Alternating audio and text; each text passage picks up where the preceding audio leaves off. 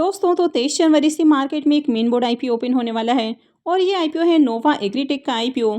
तो पहले ये आईपीओ 22 जनवरी से ओपन होने वाला था, लेकिन 22 जनवरी को अयोध्या में राम मंदिर का उद्घाटन है, तो इसके कारण मार्केट क्लोज है। तो आईपीओ 23 जनवरी से ओपन होने वाला है।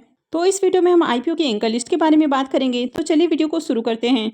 लेकिन इससे पहले कि मैं वीडियो को शुरू करूँ, अगर आप इस चैनल पर पहली बार विजिट कर रहे हैं या फिर आपने चैनल अब तक सब्सक्राइब नहीं किया है तो चैनल को सब्सक्राइब कर लें और साथ में वीडियो को भी लाइक कर दें। नोवा एग्रीटेक आईपीओ के बारे में बात करें तो ये आईपीओ 23 जनवरी से यानी कि ट्यूसडे से ओपन होने वाला है और 22 को मार्केट क्लोज है। तो इसके कारण आईपीओ 23 से ओपन होने वाला है और ये 25 जनवरी को क्लोज हो जाएगा। फेस वैल्यू ₹2 पर शेयर होने वाला है और बुकिंग प्राइस ₹41 है। लॉट साइज 365 शेयर्स का है। अगर इस आईपीओ के साइज को देखें तो आईपीओ बहुत ही छोटा है, यानी कि 143.81 करोड़ का आईपीओ है। यहाँ पर 112 करोड़ रुपए के फ्रेश इशू हैं और 31.81 करोड़ रुपए का ऑफर फॉर सेल है और ये मेन बोर्ड आईपीओ है। तो कंपनी बीएसई और एनएसई पे लिस्ट होने वाली है। इस आईपीओ में रिजर्वेशन पोर्शन को देखें तो आईपीओ में क्यूआईबीज के लिए 50% का पोर्शन है, रिटेलर्स के लिए 35% और एशियनाइज के लिए 15% का पोर्शन दिया गया है। अब ये आईपीओ 23 जनवरी से ओपन होने वाला है, लेकिन एंकर इन्वेस्टर्स के लिए कोई भी आईपीओ एक दिन पहले ही ओपन हो जाता है। तो फ्राइडे को ही इसमें एंकर इन्वेस्टर्स की ओर से बिडिंग आती हुई देखने को मिली है और एंकर इन्वेस्टर्स को इस आईपीओ में 1,05,22,220 इक्विटी शेयर्स ऑफर किए गए हैं। यानी कि अगर इनके पोर्शन की बात करें तो 43.14 करोड़ का पोर्शन एंकर इन्वेस्टर्स को ऑफर किया गया है। तो चलिए अब इसके एंकर लिस्ट को भी देख लेते हैं। नोवा एग्रीटेक आईपीओ के एंकर लिस्ट को देखें तो आईपीओ के एंकर लिस्ट में आपको 4 नाम देखने को मिले हैं। अब आपको लग रहा है कि ये मेन बोर्ड आईपीओ है और यहाँ पर एंकर लिस्ट में नाम बहुत कम देखने को मिल रहे हैं। तो ये जो कंपनी है ये माइक्रो कैप कंपनी है, तो इसके कारण यहाँ पर जो एंकर इन्वेस्टर्स आते हुए देखने को मिले हैं वो आपको कम देखने को मिल रहे हैं। तो अगर आप एंकर इन्वेस्टर्स के नाम को भी देखें तो यहाँ पर एजी डायनेमिक फंड देखने को मिल रहा है, न्यू माइल ग्रोथ फंड है, सेंट कैपिटल और क्वांटम स्टेट इन्वेस्टमेंट फंड देखने को मिल रहा है। तो ये चारों के चारों जो एंकर इन्वेस्टर्स देखने को मिल रहे हैं ये जनरली एसएमई आईपीओ में ही आते हुए देखने को मिलते हैं। तो यहाँ पर भी कंपनी माइक्रो कैप है, यानी कि बहुत ही छोटी कंपनी है। तो यहाँ पर भी छोटे इन्वेस्टर्स आते हुए देखने को मिले हैं। तो बेसिकली ये जो कंपनी है ये सॉइल, प्लांट और क्रॉप के प्रोटेक्शन के लिए और इनके न्यूट्रिशंस के लिए प्रोडक्ट बनाती हुई देखने को मिलती है। तो ऑलरेडी इस तरह की बहुत सारी कंपनी आपको मार्केट में देखने को मिलती है। तो बिजनेस को देखें तो कुछ यूनिक बिजनेस मॉडल आपको देखने को नहीं मिल रहा है। लेकिन अगर कंपनी के फाइनेंशियल को देखें तो कंपनी के फाइनेंशियल अट्रैक्टिव हैं। कंपनी के एसेट और रेवेन्यू के अंदर ग्रोथ देखने को मिल रही है। साथ ही कंपनी के जो प्रॉफिट हैं वो भी साल दर साल आपको बढ़ते हुए देखने को मिल रहे हैं।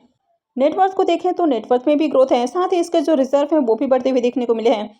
हालांकि कंपनी के ऊपर आपको डेट थोड़ा ज़्यादा देखने को मिल रहा है। तो करंट में कंपनी के ऊपर 68.50 करोड़ का डेट है।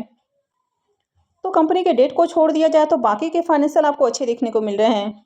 अब इस आईपीओ में डिमांड के पीछे का जो सबसे बड़ा कारण है वो है इस कंपनी का मार्केट कैप। अगर आप इसके मार्केट कैप को देखें तो कंपनी का जो मार्केट कैप है वो 379.33 करोड़ का देखने को मिल रहा है, यानी कि बहुत ही छोटी कंपनी है। अब कंपनी छोटी है तो यहाँ पर जो शेयर्स ऑफर किए जाएंगे वो भी आपको कम देखने को मिलेंगे। तो इसके कारण जब मार्केट में आपको सप्लाई कम देखने को मिलेगी तो डिमांड आपको हाई देखने, तो जब मार्केट के अंदर सप्लाई कम हो जाती है तो उसकी डिमांड बढ़ जाती है। तो यहाँ पर भी हाई डिमांड आने वाली है क्योंकि सप्लाई आपको कम देखने को मिलेगी। तो इसके कारण आईपीओ बहुत ज़्यादा आपको ओवर सब्सक्राइब होते हुए देखने को मिलेगा। अब अगर आप इसके आरओई और आरओसी को देखेंगे तो ये दोनों ही नंबर अट्रैक्टिव हैं।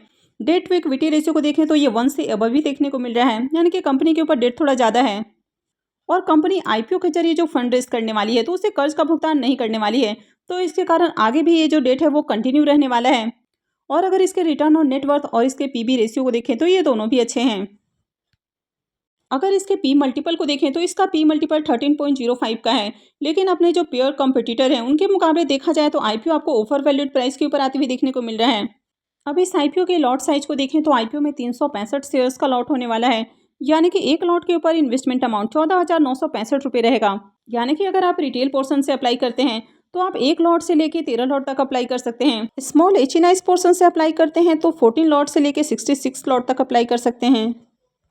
वहीं अगर आप बिग एचएनआई पोर्सन से अप्लाई करते हैं तो 67 लॉट से ऊपर आप जितना चाहे अप्लाई कर सकते हैं।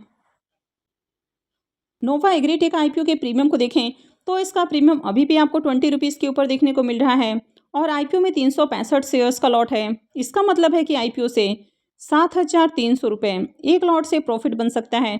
अगर इसके प्रीमियम को भी देखें तो इसका प्रीमियम 49% के अराउंड आपको देखने को मिल रहा है। तो इसके प्रीमियम को देखें तो काफ़ी हाई प्राइस के ऊपर देखने को मिल रहा है। कंपनी भी काफ़ी छोटी है, यानी कि माइक्रो कैप कंपनी देखने को मिल रही है और आईपीओ का साइज भी काफ़ी छोटा है, तो यहाँ पर सप्लाई कम रहने वाली है, तो भर भर कर डिमांड आती हुई देखने को मिलेगी, यानी कि आईपीओ बहुत ज़्यादा ओवर सब्सक्राइब होने वाला है।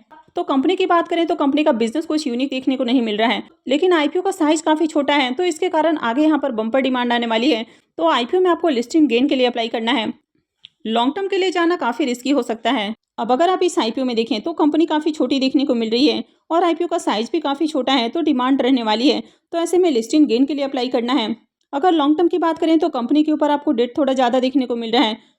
कंपनी बहुत ही ज़्यादा कॉम्पिटिटिव सेगमेंट में डील करते हुए देखने को मिल रही है, यानी कि इस तरह की ऑलरेडी मार्केट में बहुत सारी कंपनियां देखने को मिल रही है।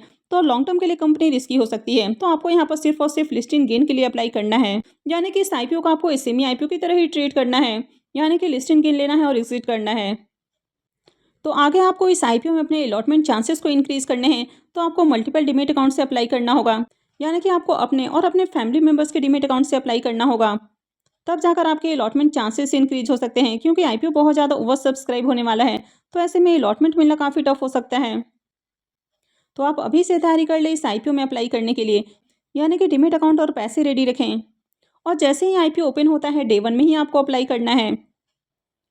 अब डे 1 में अप्लाई करने का ये मतलब नहीं है कि अगर आप बाद में अप्लाई करते हैं तो अलॉटमेंट नहीं मिलती है। अगर आप किसी आईपीओ को लेकर श्योर हैं तो आप डे 1 में अप्लाई कर सकते हैं। जैसे कि अगर इस आईपीओ की बात करें तो आईपीओ का साइज छोटा है, तो यहाँ पर बम्पर डिमांड आने वाली है, तो ऐसे में इस आईपीओ में आप चाहें तो डे 1 में ही अप्लाई कर सकते हैं। वैसे कहीं भी अप्लाई करना है नहीं करना है ये पूरी तरह से आपका अपना डिसीजन होना चाहिए, तो आपको अपने रिस्क रिवॉर्ड को कैलकुलेट करके ही कहीं भी इन्वेस्टमेंट करनी है। तो आई होप कि आपको जानकारी अच्छी लगी होगी। तो अगर आपने इस वीडियो को अब तक लाइक नहीं किया है तो वीडियो को लाइक कर दें और साथ में चैनल भी सब्सक्राइब कर लें। और वीडियो को अंत तक देखने के लिए आप सबका बहुत बहुत धन्यवाद।